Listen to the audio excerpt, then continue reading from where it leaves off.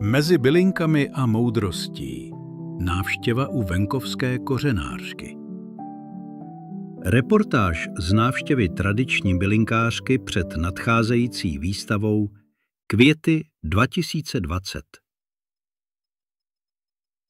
Když vstoupíte do staré chaloupky na okraji lesa, čas jakoby se zpomalil.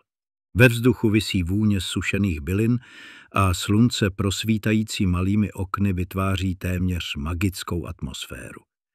Právě zde jsem se setkal s paní Květou, jejíž znalosti léčivých rostlin přesahují obsah mnohých moderních příruček.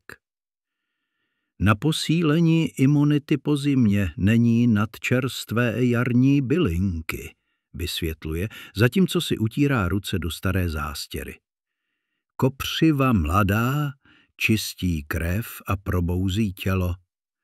Lichořeřišnice je hotová přírodní antibiotika a echinacea, té říkám třapatka, ta je spolehlivá jako stará, moudrá sova.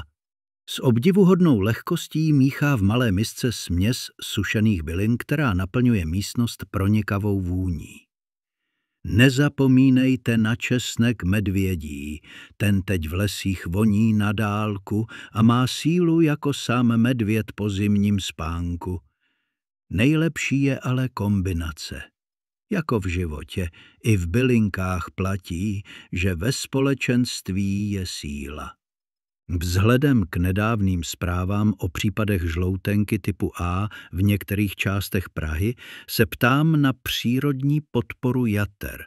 Játra, ta jsou jako hradby našeho těla, říká zamyšleně, zatímco se dotýká staré dřevěné police s tmavými lahvičkami. Na jejich podporu není nic lepšího než ostropestřec mariánský, tomu říkám ochránce jater. Pak tu máme pampeliškový kořen, ten čistí játra jako jarní potůček kameny. Z police opatrně vyndává sáček s tmavým kořenem. Na prevenci žloutenky doporučuji kurkumu s černým pepřem, ty dva spolupracují jako dobří sousedé na poli. Můžete přidat i měsíček, ten hojí zevnitř i zvenčí.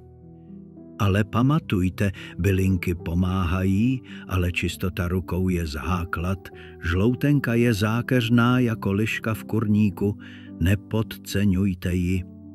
Když přijde řeč na nadcházející výstavu Květy 2025 v Lysé nad Labem, její oči se rozáří. Podívá se na kalendář z březové kůry visící na stěně a překvapeně zvedne obočí. Ach, květy v Lysé, to už je zase červen, jak ten čas letí rychleji než vlaštovky na jaře.